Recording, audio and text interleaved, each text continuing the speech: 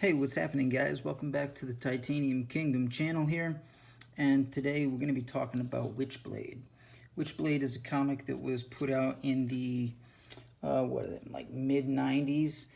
And, I never got into comics too much as a kid, so I never really read too much Witchblade until recently. But I gotta say that, I've always been into Image. Is probably one of my favorite comic book publishers, or comic book companies, I guess. But you know, this comic is quite legendary, and I remember this guy, Michael Turner, who was the one who did the pencils for this comic book. And I remember seeing a little bit of the television series when it was on, which was absolutely horrible and does no justice to this comic book at all. This is the first issue, and this is from, I want to say, like 1995. Yes, November 1995. And this is a comic book that was created by Mark Silvestri, obviously one of the founders of Image Comics.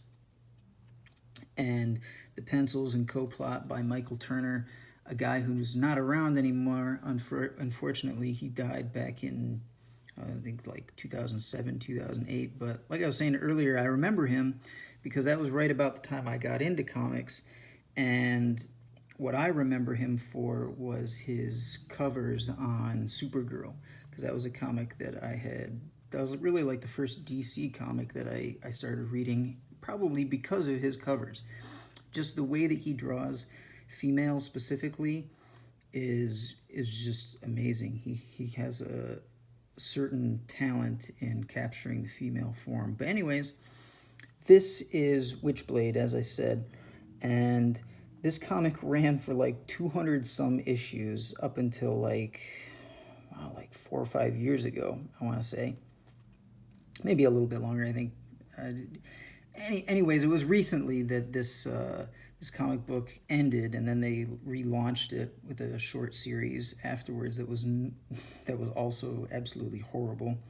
The art was just horrible. You can't compare it to Mark Silvestri and Michael Turner's art. But as you can see, like the opening page, like just like classic 1990s style, in the way the panels are laid out and just the artwork in general. So this is the story about how the New York City cop known as Sara Pezzini became the Witchblade, or came into possession of the Witchblade. So essentially there's this guy, and his name is Kenneth Irons. And this guy is like a playboy millionaire guy who collects all sorts of like antiques. He's like a antique collector, and he collects so much that we're getting ahead of ourselves. He collects this, or he came into possession of this thing called the Witchblade, which is like a gauntlet slash symbiote, which is only able to be wielded by females. Throughout history, certain females have wielded this. I think Joan of Arc was one of the old wielders of the Witchblade in this universe. But anyways, it's kind of like this gauntlet slash symbiote that grants the wielder, certain powers. Like, it's able to like blast weapons. It's kind of able to cover the wearer in like this armor. Hence what we see on the front, right? She's wearing this gauntlet, and it kind of like covers her with this armor. And at the same time, it kind of provides like regeneration, or kind of like gives a healing factor. And this is where we first see Sara Pezzini. I think that's her name.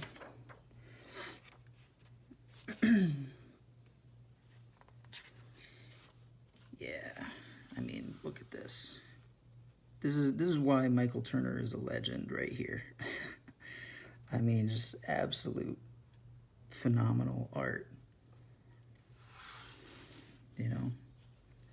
Here she is, kind of busting in, doing her thing. Then we gotta flip ahead a little bit. Essentially, this guy, Kenneth Irons, he calls like a bunch of people together to try to put on this Witchblade because he's looking for the wielder, the person who can wear the Witchblade, because whenever somebody puts on the Witchblade, it does this to them. See, this guy here tried to put on the Witchblade, and it basically ate his arm. So what happens, there's the Witchblade right there. So what happens is Sara and her partner kind of infiltrate this kind of meeting of all of these multi-millionaires that are going to try to put on the Witchblade that this Kenneth Irons guy put on. But she doesn't know that Kenneth Irons put this kind of meeting on. She thinks that it's put on by this guy named Ian Nottingham, right? Who's the bodyguard, I guess, of Kenneth Irons, or his bodyguard or his friend in some way. So anyway, her and her partner infiltrate this kind of gathering, and her partner runs out and he gets shot at. She jumps in, tries to save him, and while she's laying dying, the Witchblade kind of attaches itself to her, and she becomes the Witchblade. And it's just, I remember there's a poster of this, I think in Wizard magazine at one point. This scene right here, it's just, again, Michael Turner gave us some really sweet art before he left this world, and you know, we're appreciated for that, because like I said, this comic book is one of my favorites now, and I haven't read all of them, but probably going to at some point. And there was a couple of spin-offs from this comic book too. One of them called The Darkness, which I think was penciled or pretty much created by Marc Silvestri as well, and became also really popular in many ways, I guess kind of even more popular than Witchblade. Launched like 2 video games, which I just found out recently, and I was able to pick one up. I haven't got a chance to play it yet, but The Darkness 1 and 2, I think they were put out in like, the first one was like 2007, 2008, somewhere around there, maybe a little bit later, and the second one came out in like 2012. But that's it. That's how Sara Pezzini came into possession of the Witchblade. And if you look at this art on the back, like this, man, it's phenomenal. I just love it.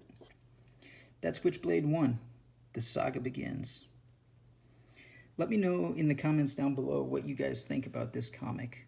Maybe if this is your first time seeing it, give me your first impressions. If you read this comic back in the day, or if you're reading it now, let me know what you think of it. I just can't get enough of this art. Michael Turner, man, can't say enough about the guy. He was something else. He was one of the greatest of our time, and as far as like comic books go, with art and with writing. He did a few other comic books later, which I'll probably end up reviewing. One called Fathom, and then his last one, Soulfire, which is really amazing. And he did some work on the late 90s Tomb Raider comics, I think, as well, for Top Cow, which was Marc Silvestri's kind of like subgenre of Image Comics, or, you know, sub-company.